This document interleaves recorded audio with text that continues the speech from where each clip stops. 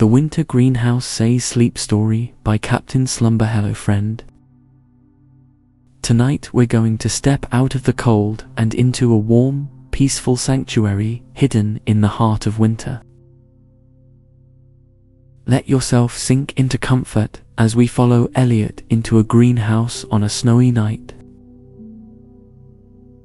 Close your eyes and let the story carry you to sleep. The wind bites at Elliot's cheeks as he walks through the garden. His boots crunch through fresh powder, each step sinking a few inches into the accumulated snow. The blizzard swirls around him in gusts, tiny ice crystals catching what little moonlight breaks through the heavy clouds above. He pulls his coat tighter, tucking his chin down against the cold. The estate garden stretches out before him in shades of white and grey. Bare tree branches reach upward like dark fingers, their limbs weighted with snow. Stone pathways disappear beneath the drifts. In summer this place would be alive with colour and sound, but now it sleeps under winter's heavy blanket, silent except for the whisper of wind through skeletal hedges. Elliot can barely see 10 feet ahead through the falling snow. Each flake dances and spins in the gusts, making the whole world feel like the inside of a snow globe someone has just shaken. His breath comes out in white clouds that are immediately swept away. The cold seeps through his gloves, making his fingers ache slightly. Then he sees it. Through the white curtain of snow, a warm glow appears. At first, it's just a hint of gold in the darkness. But as he pushes forward, it grows brighter. The greenhouse emerges from the storm like a beacon, like a lantern hung in the void. Its glass panels glow from within, casting rectangles of honeyed light across the snow-covered ground. The structure rises before him. Elegant and Victorian in design, iron framework painted dark green holds hundreds of glass panes.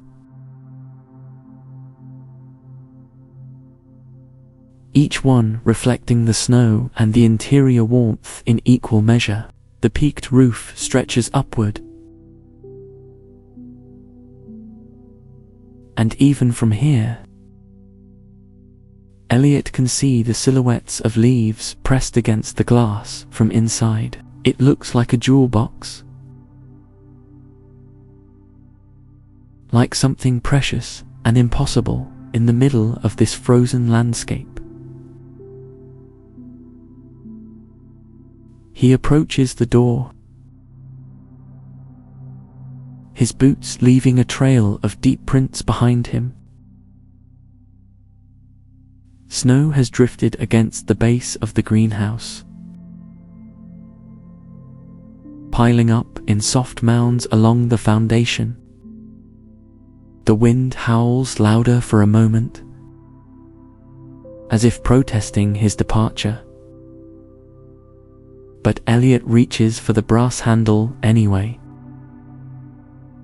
It's cold beneath his palm, so cold it almost sticks to his skin through his glove. The door opens with a soft creak. Immediately, a wave of warmth rushes out to meet him. It touches his face like a gentle hand, thawing his frozen cheeks. The contrast is so stark, it almost takes his breath away. He steps inside quickly and pulls the door shut behind him,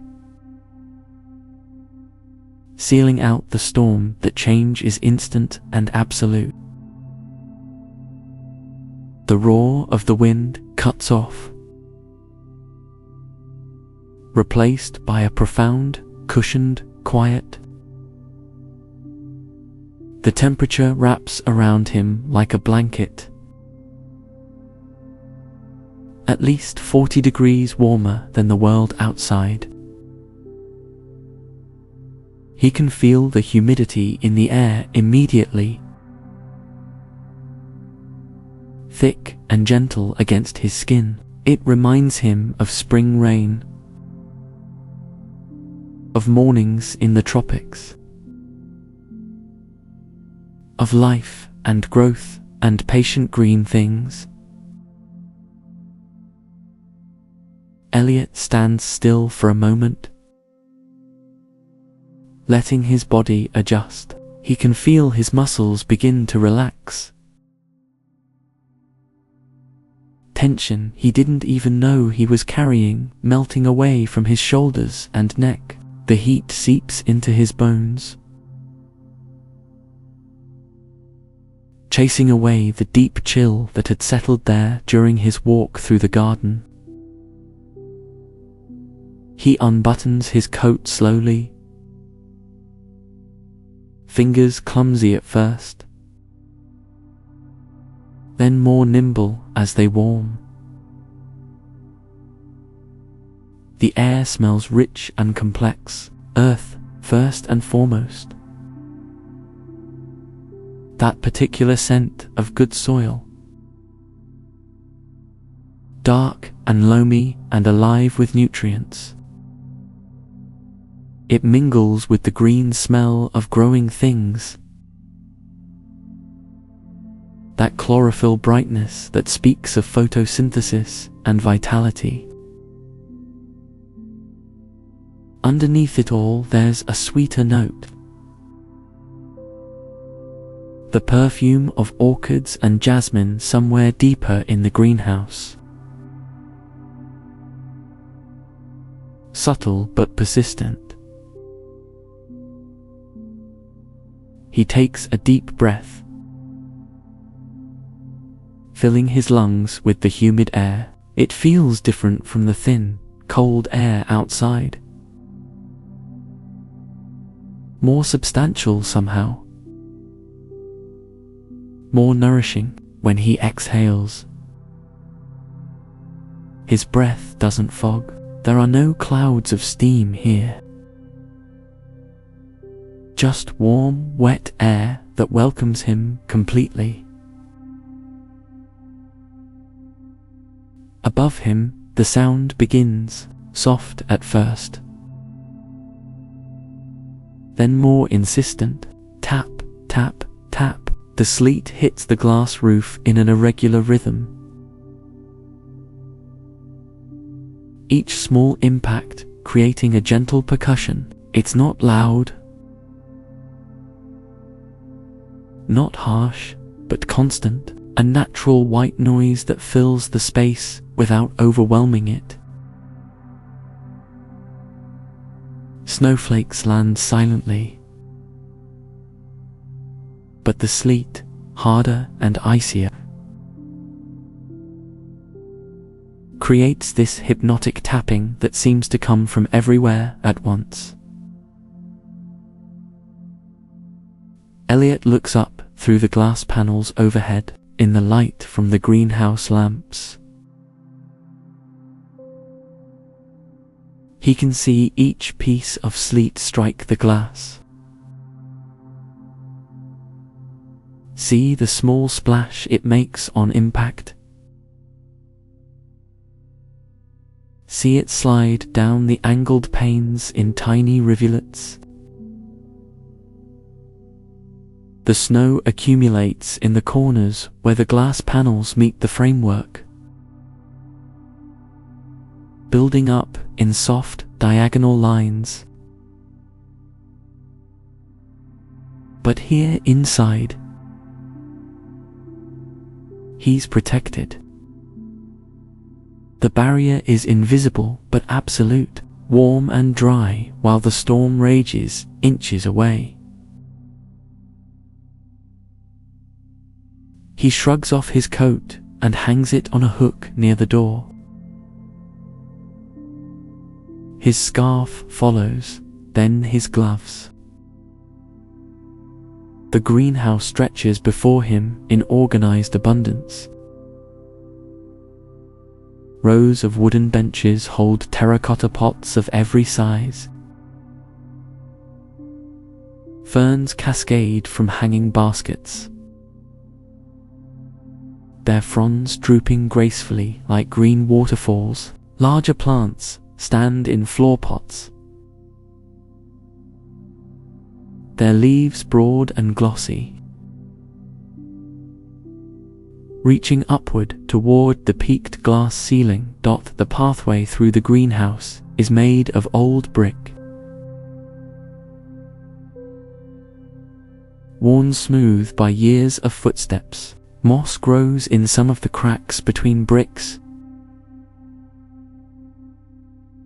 Soft and bright green, Elliot begins to walk slowly down the central aisle. His footsteps nearly silent on the old floor.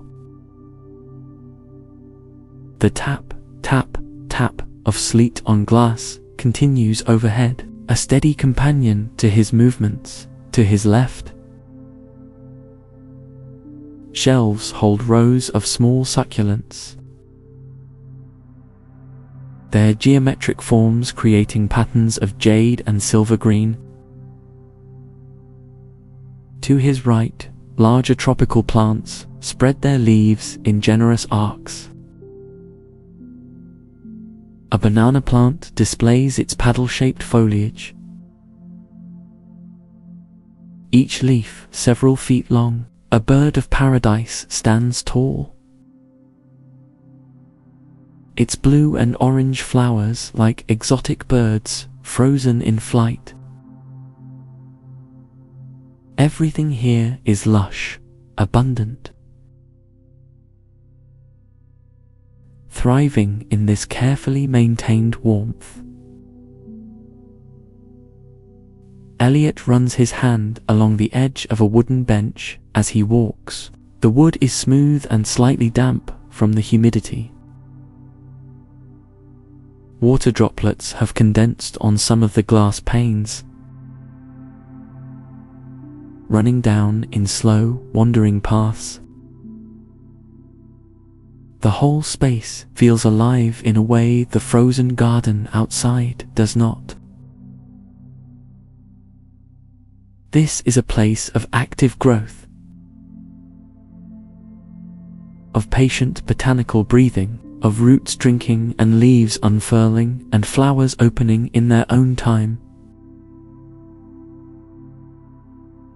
The lighting in the greenhouse is gentle, designed to mimic natural conditions even at night. Warm bulbs hang from the framework overhead, casting pools of golden light that overlap and blend.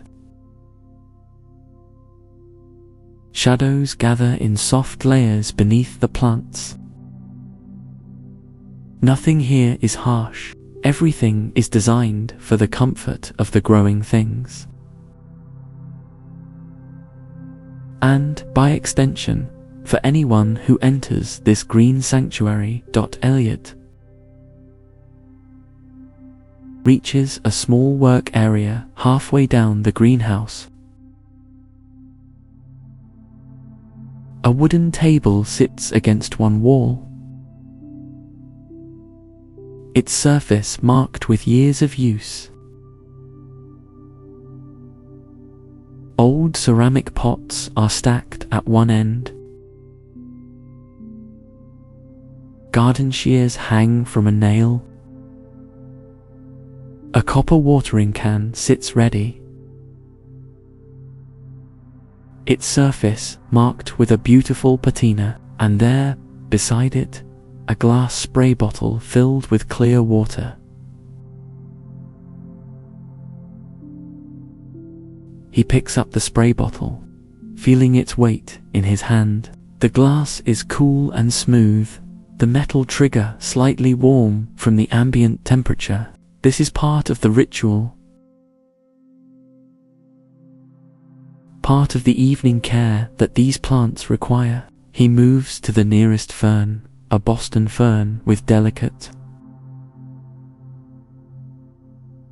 feathery fronds that tremble slightly at his approach. Elliot raises the bottle and squeezes the trigger gently. A fine mist emerges with a soft "feft" sound. The water particles catch the light for a moment, creating tiny rainbows in the air before settling on the fern's leaves. He moves the bottle slowly, systematically covering the plant with moisture. "Feft, feft, feft." The sound is rhythmic and soothing. The misting creates an even softer tapping sound as the droplets land on the leaves, a miniature echo of the sleet hitting the glass roof above. The fern's fronds glisten now, each tiny leaflet holding dozens of minute water droplets. The plant seems to exhale with satisfaction, if such a thing is possible. Elliot moves to the next fern, then the next, repeating the process. Feft, feft, feft, spray, pause, spray. The motion becomes meditative. His breathing slows to match the rhythm. There's no hurry here, no deadline, just the quiet work of tending to living things. Above him, the sleet continues its hypnotic percussion on the glass. Tap, tap, tap, tap, tap. Sometimes a gust of wind outside changes the angle, creating a brief flurry of impacts, like tiny drums rolling. Then it settles back into its irregular but constant pattern. The sound is oddly comforting, a reminder that he's safe and warm while the storm does its work in the cold. Darkness beyond the glass walls. Elliot finishes misting the ferns and sets the spray bottle down. He picks up a soft cloth from the work table, a piece of old flannel worn smooth through countless uses. Moving to a larger plant, a philodendron with heart-shaped leaves the size of dinner plates. He begins to wipe the foliage gently. The cloth glides over the leaf surface with a soft whisper. Elliot can feel the slight texture of the leaf, the raised veins running from stem to edge like rivers on a map. He wipes each leaf with care, removing any dust that has settled, bringing out the natural glossy sheen of the healthy foliage. This is another part of the ritual. The plants cannot do this for themselves. In nature, rain would wash them clean. Here, in this protected space, he provides that service with his own hands. There's something deeply satisfying about the work, the repetitive motion, the visible result. The connection between his effort and the plant's well-being. He moves from leaf to leaf with patient attention. Wipe, turn, wipe again. The cloth grows slightly damp from the moisture that has condensed on the leaves. The green scent intensifies as he disturbs the leaf surfaces, releasing that fresh chlorophyll smell into the air around him. Outside, the storm seems to be intensifying. The wind must be picking up because the tapping on the glass grows more frequent, more insistent, but it remains muffled, softened by the thick air inside the greenhouse. The glass panes rattle very slightly in their frames, a gentle vibration more than actual movement. Elliot glances up and watches snow accumulating in the corners of the glass panels overhead, creating abstract white patterns against the darkness beyond. He finishes with the philodendron and moves deeper into the greenhouse. Near the back, a hanging basket holds a pothos plant, its trailing vines cascading down several feet. The basket hangs from a chain attached to the iron framework, swaying almost imperceptibly in the subtle air currents. Elliot can see that the soil has dried slightly since the last watering. The plant isn't suffering, not yet. But it's ready for a drink. He returns to the work table and picks up the copper watering can. It's heavier than he expected, full nearly to the brim with room temperature water. The metal is warm from sitting in the greenhouse air, pleasant against his palms. He carries it carefully back to the hanging basket, positioning himself beneath it. Lifting the watering can, he tilts it slowly until water begins to pour from the spout. The sound is immediate and satisfying, a gentle trickling, a liquid music that adds a new layer to the soundscape of sleet on glass and his own quiet breathing. The water splashes softly into the soil,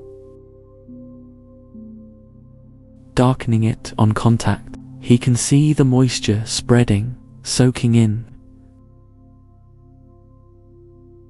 reaching down toward the thirsty roots below. He pours slowly, methodically, moving the stream in a gentle circle to ensure even coverage. The trickling continues, steady and peaceful. Some water drips through the drainage holes in the bottom of the basket, falling in slow drops to the brick floor below. Plink, plink, plink. Each drop creates a small dark spot on the brick, a constellation of moisture that will evaporate by morning. The smell of wet soil intensifies, that earthy petrichor scent that speaks of rain and growth and the beginning of things. Elliot breathes it in deeply, feeling something in his chest relax even further. This is primal, this connection to earth and water and green growing things. Something in his DNA recognizes it and responds with a deep sense of rightness. He finishes watering the pothos and moves on to several other plants that need attention. A peace lily with its elegant white flowers, a prayer plant whose leaves have folded slightly upward in their nighttime position, a cluster of African violets with their fuzzy leaves and delicate purple blooms.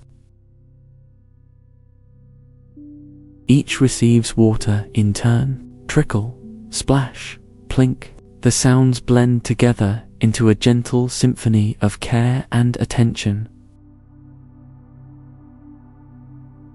The work is done. Elliot returns the watering can to the table and stands for a moment, simply looking around the greenhouse.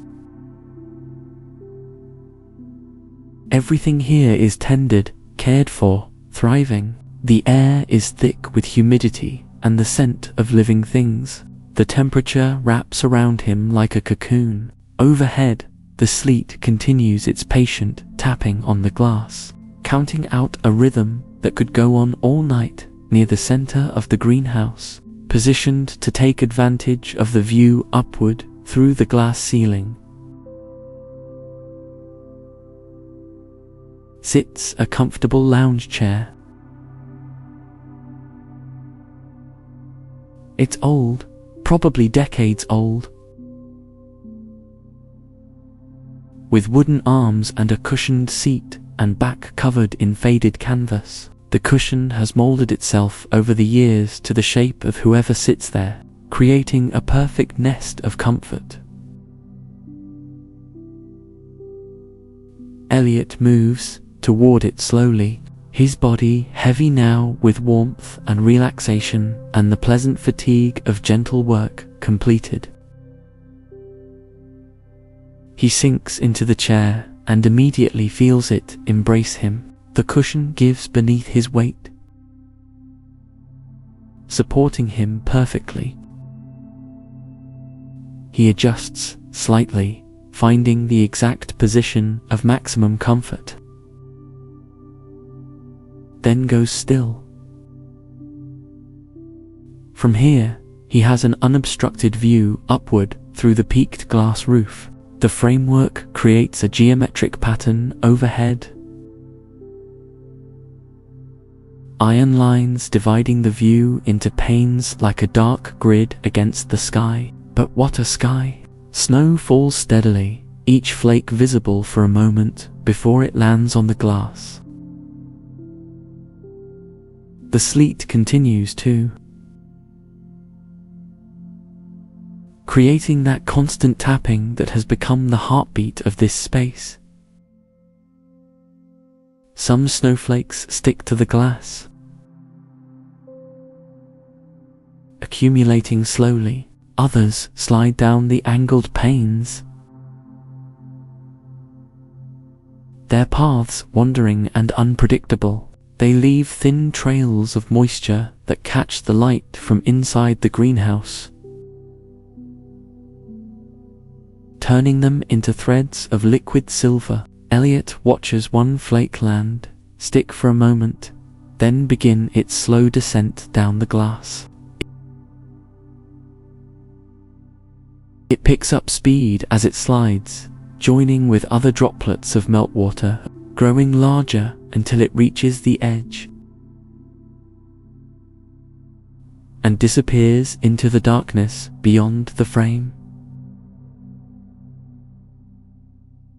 The barrier between him and the storm is invisible from this angle. Just glass.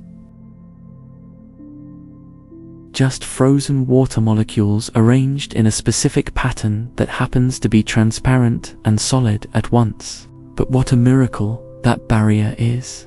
A few millimeters of material creating an entire world of difference.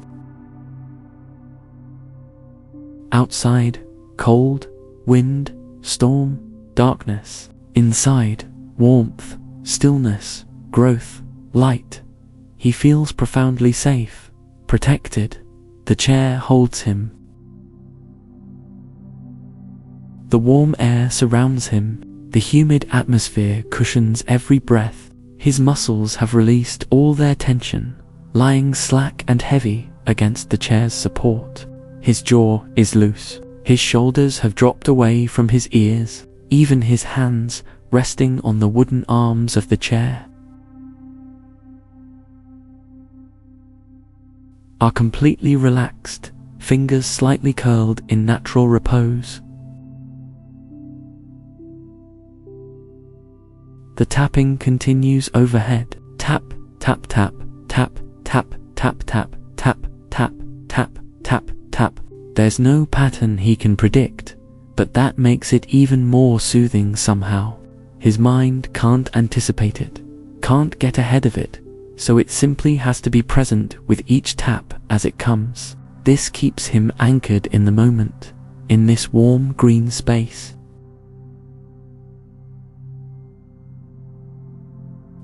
In this body that is sinking deeper and deeper into rest. Elliot's eyelids grow heavy. He blinks slowly, his vision blurring slightly with each blink, taking longer to refocus each time. Through his half-closed eyes, the greenhouse becomes softer, dreamier. The plants lose their sharp edges. The lights overhead blur into gentle stars. The whole space takes on the quality of a painting done in shades of green and gold and amber. A large snowflake lands directly above him, right in the center of his view. It sticks to the glass for a long moment, its delicate crystalline structure visible even from here. 6 points, infinite complexity, formed in seconds in the upper atmosphere and now resting on this warm glass, beginning to melt. It holds on for several breaths, then begins to slide down, down, leaving a thin trail. Elliot's eyes track its movement lazily, not quite focusing, just following the general path of its descent. Another flake lands, then another, then several at once. Some stick, some slide immediately. The pattern on the glass is constantly changing, constantly rearranging itself. It's hypnotic to watch, the perfect visual equivalent of the tapping sound. Unpredictable but constant, engaging but not demanding. His breathing has slowed without him noticing. Deep, slow breaths that fill his lungs with humid air and release it in long, unhurried exhales. In, 1, 2, 3, 4, out, 1, 2, 3, 4, 5, 6. In, out. The rhythm is natural, unforced, the breathing of deep relaxation and approaching sleep. The scent of earth and green growing things fills each inhale. That good soil smell, the subtle perfume of orchids somewhere in the deeper reaches of the greenhouse, the clean scent of water, all of it blending into an olfactory lullaby that tells his body, you are safe, you are warm, you are exactly where you need to be. Around him, the plants conduct their invisible processes, roots drinking water from soil, capillary action drawing moisture up through stems to leaves, stomata opening and closing on leaf surfaces, trading gases with the air, chloroplasts processing light into energy, all of it happening in silence, in patience, in the eternal now that plants inhabit. No past, no future, just this moment of growth, this second of photosynthesis, this breath of cellular respiration. Elliot feels himself becoming part of that rhythm, his own processes slowing, settling, aligning with the patient tempo of botanical time, his heartbeat steady and slow, his breath deep and even, his thoughts drifting like those snowflakes on the glass, touching down for a moment, then sliding away.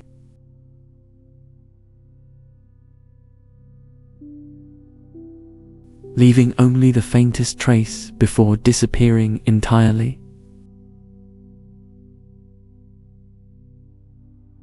The chair holds him like hands, the warmth wraps around him like blankets. The sound of sleet on glass becomes the sound of the universe, keeping time. Tapping out seconds that stretch into minutes, that blur into the timeless space of deep rest. Tap, tap, tap. Each impact a small anchor to the present moment. Each tap a gentle reminder that he's here. He's safe, he's held. His eyes close fully now. The effort of keeping them open is too much. Behind his eyelids, he can still sense the light of the greenhouse. Warm and golden, he can still hear the tapping overhead, the sound following him down into deeper rest. The humidity touches his skin like a blessing. Every breath tastes of earth and growth. The storm outside does what storms do. It rages and swirls and throws ice against glass. But here, inches away but worlds apart, Elliot is untouched. The greenhouse protects him, absolutely. The glass holds, the warmth remains, the plants keep growing in their slow, patient way, and he sinks deeper into the chair. Deeper into comfort, deeper into that borderless space between waking and sleeping, where everything is soft and safe and infinitely peaceful. Somewhere in the greenhouse, water continues to drip slowly from a just-watered plant. Plink, plink. The sound is tiny, barely audible, but it joins with the tapping of sleet on glass to create a lullaby of water in all its forms, frozen, liquid, vapor, all present here, all contributing to this sanctuary of warmth and growth and deepening rest. Elliot's breathing barely stirs the air now. His chest rises and falls in the gentle rhythm of someone slipping into sleep. His body is completely still, completely supported, completely at ease. The tension of the day, the cold of the walk through the garden, the wind and the chill, all of it has melted away like snow on warm glass. Only peace remains, only warmth, only the soft, heavy feeling of a body ready to rest completely. The greenhouse will stand through the night. The storm will eventually pass. The plants will continue their patient growing, and here, in the center of it all, protected by glass and warmth and the green presence of thriving life, sleep comes on silent feet, wraps around him like humidity, and carries him gently down into deep, restful darkness.